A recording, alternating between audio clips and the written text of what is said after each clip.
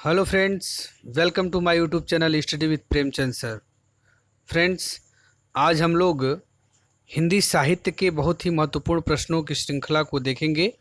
तो फ्रेंड्स, आइए वीडियो को स्टार्ट करते हैं। बट वीडियो को स्टार्ट करने से पहले आपसे एक छोटी सी रिक्वेस्ट है कि यदि आप इस चैनल पर पहली बार विजिट कर रहे हो तो इस चैनल को सब्सक्राइब करें, बेल आइकन को प्रेस करें, जिससे कि नेक्स्ट आने वाले वीडियो का नोटिफिकेशन आपको उस समय से मिलता रहे। तो फ्रेंड्स, समय बर्बाद न करते हुए आइए वीडियो को हम लोग स्टार्ट करते हैं।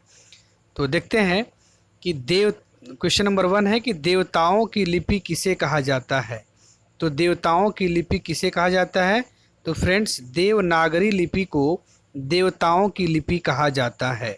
नेक्स्ट क्वेश्चन है, हिंदी साहित्य में हालावाद के प्रवर्तक हैं। तो हिंदी साहित्य में हालावाद के प्रवर्तक हरिवंश राय बच्चन जी हैं। हरिवंश राय बच्चन जी हिंदी साहित्य में हालावाद के प्रवर्तक हैं। नेक्स्ट क्वेश्चन है, भारत का शेक्सपियर किसे कहा जाता है? तो भारत का शेक्सपियर कालिदास को कहा जाता है। भारत का शेक्सपियर कालिदास जी को कहा जाता है। आइए नेक्स्ट क्वेश्चन की तरफ बढ़ेंगे। क्वेश्चन नंबर 4 है कि मैथिली किस राज्य की भाषा है? तो फ्रेंड्स, मैथिली बिहार राज्य की भाषा है। मैथिली बिहार राज्य की भाषा है। नेक्स्ट क्वेश्चन है, अमीर खुसरो ने जिन मुकरियों, पहेलियों और दो सुखनों की रचना की है उसकी मुख्य भाषा क्या है? तो अमीर खुसरो ने जिन मुकरियों, पहेलियों और दो सुखनों की रचना की है उसकी मुख्य भाषा खड़ी बोली है। क्या है? खड़ी बोली है। नेक्स्ट क्वेश्चन है, हिंदी के प्रथम कवि कौन हैं?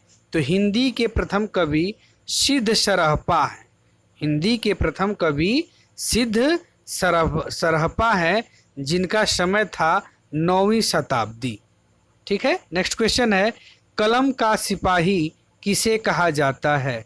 तो फ्रेंड्स, कलम का सिपाही मुंशी प्रेमचंद को कहा जाता है। मुंशी प्रेमचंद को कलम का सिपाही भी कहा जाता है। नेक्स्ट क्वेश्चन है, क्वेश्चन नंबर 8, जो जीर्ण सासण भसियु सो मई कहियु सारू, जो पालई सई भाव करी सो तरी पावई पारू। इस दोहे के रचनाकार का नाम क्या है? तो ये जो दोहा है इसकी रचना देवसेन साहब ने की थी। किसने? ये देवसेन की रचना है।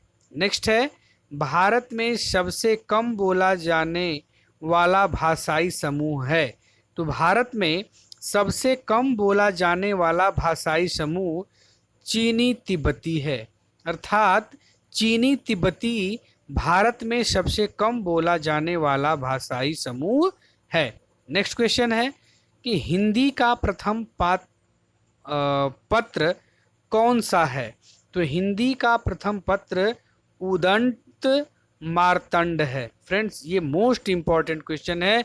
ये अगर आप कंपटीशन की तैयारी करते हो, अगर कंपटीशन में बैठते होंगे तो आपको ये पता होगा कि ये अक्सर लगभग यदि हिंदी से प्रश्न उठता है तो सभी परीक्षाओं में ये प्रश्न तो पूछ ही लिया जाता है कि हिंदी का प्रथम पत्र कौन सा है? तो वह है उदंत मार्तंड। ठीक है। चलिए नेक्स्ट क्वेश्चन की तरफ बढ़ते हैं।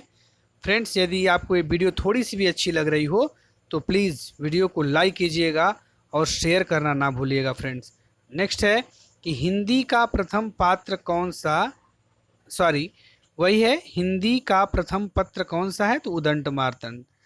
नेक्स्ट है, चीनी तिब्बती भाषा समूह की भाषाओं के बोलने वालों को कहा जाता है। तो क्या कहा जाता है? उन्हें निषाद कहा जाता है। क्या कहता है? निषाद कहा जाता है। नेक्स्ट है, हिंदी विषय पर प्रथम ज्ञानपीठ पुरस्कार पाने वाले कौन थे? फ्रेंड्स, आपको पता होगा कि हिंदी विषय में सबसे पहला जो ज्ञानपीठ पुरस्कार मिला था वो सुमित्रानंदन पंत जी को मिला था। और सुमित्रानंदन पंत जी की किस रचना पे मिला था? वो है चिदम्बरा। मोस्ट इम्पॉर्टेंट क्वेश्चन है फ्रेंड्स। सुमित्रानंदन पंत को सबसे पहला ज्ञानपीठ पुरस्कार हिंदी विषय पर मिला था और इनको किस रचना पे मिला था? तो वो है इनकी रचना चिदम्बरा पे ज्ञानपीठ पुरस्कार मिला था। ठीक है, आइए नेक्स्ट क्वेश्चन की तरफ बढ़ते हैं। क्वेश्चन नंबर 13 है, निम्नलिखित में से कौन प्रेमचंद की एक रचना है? तो देखिए ये प्रश्न है कि सॉरी फ्रेंड्स, क्वेश्चन नंबर 14 है, भारत में सबसे अधिक बोला जाने वाला भाषाई समूह है। तो भारत में सबसे अधिक बोला जाने वाला भाषाई समूह इंडो आर्यन है। इंडो आर्यन भारत में सबसे अधिक बोला जाने वाला भाषाई समूह है। नेक्स्ट है, रामधारी सिंह दिनकर को किस रचना के लिए ज्ञानपीठ पुरस्कार मिला था? तो रामधारी सिंह दिनकर को उनकी उर्वशी के लिए ज्ञानपीठ पुरस्कार मिला था। अर्थात रामधारी सिंह दिनकर को उर्वशी रचना के लिए ज्ञानपीठ पुरस्कार मिला था। नेक्स्ट क्वेश्चन है, अटल बिहारी वाजपेयी हिंदी विश्वविद्यालय की स्थापना कहाँ की जा रही है? तो ये अटल बिहारी वाजपेयी हिंदी विश्वविद्यालय की स्थापना भोपाल में की जा रही है। भोपाल जो कि मध्य प्रदेश की राजधानी है। तो यहाँ पे अटल बिहारी वाजपेयी हिंदी विश्वविद्यालय की स्थापना की जा रही है। ठीक है, नेक्स्ट है, भारतीय भाषाओं को कितने प्रमुख वर्गों में बांटा गया है? तो ये 4 प्रमुख वर्गों में बांटा गया है। ठीक है, आइए नेक्स्ट क्वेश्चन की तरफ बढ़ते हैं। क्वेश्चन है, देश का पहला राष्ट्रीय हिंदी संग्रहालय कहाँ स्थापित किया जा रहा है? तो फ्रेंड्स, देश का सबसे पहला राष्ट्रीय हिंदी संग्रहालय आगरा में स्थापित किया जा रहा है। नेक्स्ट है, भारत के प्रथम राष्ट्र कवि कौन है? तो भारत के प्रथम राष्ट्र कवि मैथिली शरण गुप्त जी हैं। मैथिली शरण गुप्त जी भारत के प्रथम राष्ट्र कवि हैं। नेक्स्ट है, हिंदी का प्रथम एकांकी कौन सा है? तो फ्रेंड्स, मोस्ट इम्पॉर्टेंट है, हिंदी का प्रथम एकांकी एक घूंट है। कौन सा? एक घूंट हिंदी का प्रथम एकांकी है। नेक्स्ट है कि हिंदी साहित्य के इतिहास को कितने काल खंडों में विभाजित किया गया है? तो हिंदी साहित्य के इतिहास को कुल 4 काल खंडों में विभाजित किया गया है। पहला है आदिकाल या वीरगाथा काल, दूसरा है मध्यकाल या भक्तिकाल, तीसरा है उत्तर मध्यकाल या रीतिकाल, और लास्ट है चौथा आधुनिक काल। तो फ्रेंड्स, हिंदी साहित्य के इतिहास को कुल 4 खंडों में विभाजित किया जाता है। पहला है आदिकाल या वीरगाथा काल, दूसरा है मध्यकाल या इसको पूर्व मध्यकाल भी बोल सकते हैं, पूर्व या मध्यकाल जिसे भक्ति काल के नाम से जाना जाता है, उत्तर मध्यकाल या रीतिकाल, और आधुनिक काल। ये 4 काल खंडों में विभाजित किया जाता है। नेक्स्ट है, एक नार पिया को भानी तन वाको सगरा जो पानी, यह पंक्ति किस भाषा की है? तो फ्रेंड्स, एक नार पिया को भानी तन वाको सगरा जो पानी, यह पंक्ति किस भाषा की है? तो ये ब्रज भाषा की है।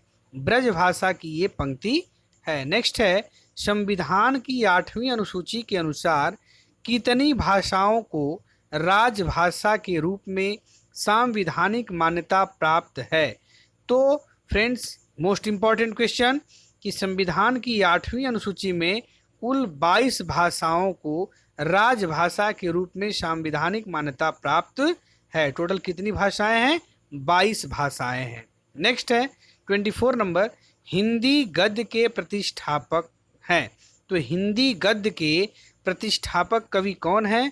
तो ये हैं आचार्य महावीर प्रसाद द्विवेदी जी।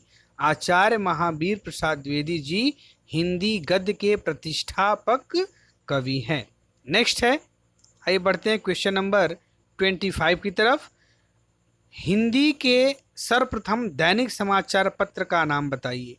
तो फ्रेंड्स, हिंदी का जो सर्वप्रथम दैनिक समाचार पत्र था उसका नाम सुधा वर्षण था। कौन सा? सुधा वर्षण हिंदी के सर्वप्रथम दैनिक समाचार पत्र में आता है। नेक्स्ट है, रानी केतकी की कहानी की भाषा को कहा जाता है। तो रानी केतकी की कहानी की भाषा अर्थात रानी केतकी की जो कहानी वो किस भाषा में लिखी गई, वो खड़ी बोली में लिखी गई। ठीक है, आइए नेक्स्ट क्वेश्चन की तरफ बढ़ते हैं।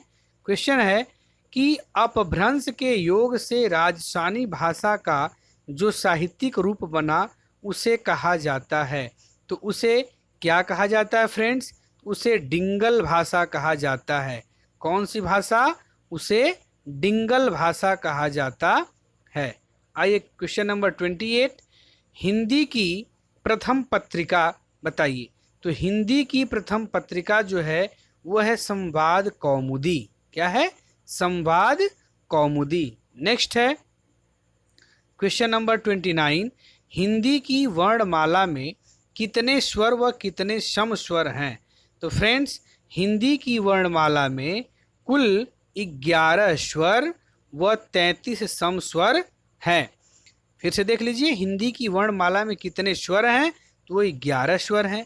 कितने सम स्वर हैं?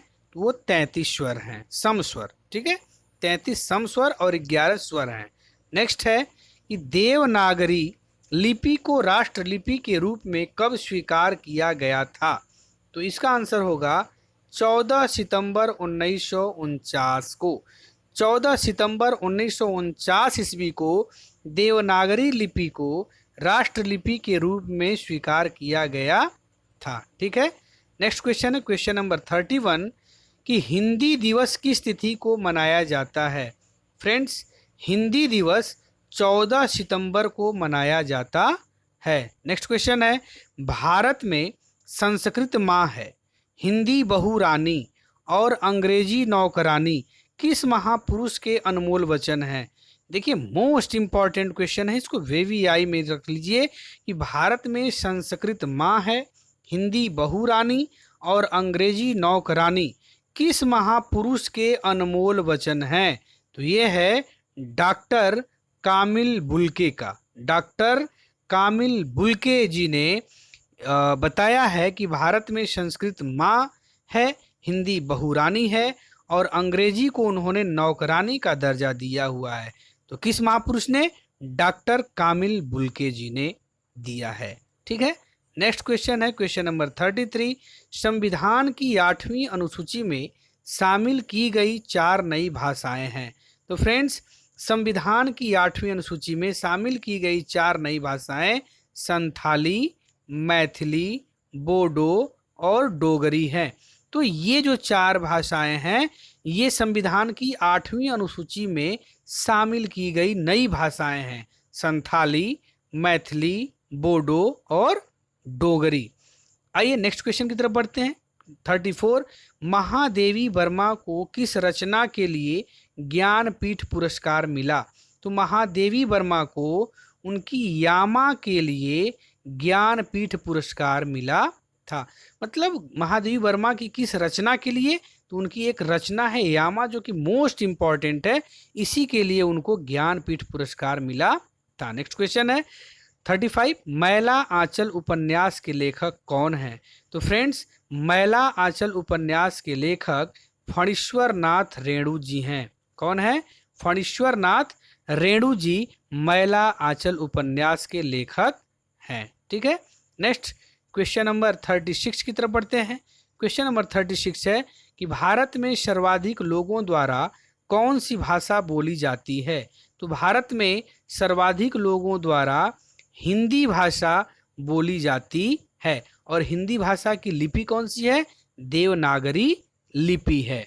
नेक्स्ट है, मध्य प्रदेश के किस जिले को देश का प्रथम हिंदी साक्षर जिला घोषित किया गया है? Most important question, Madhya Pradesh के किस जिले को देश का प्रथम हिंदी साक्षर जिला घोषित किया गया है? वो है नरसिंहपुर को।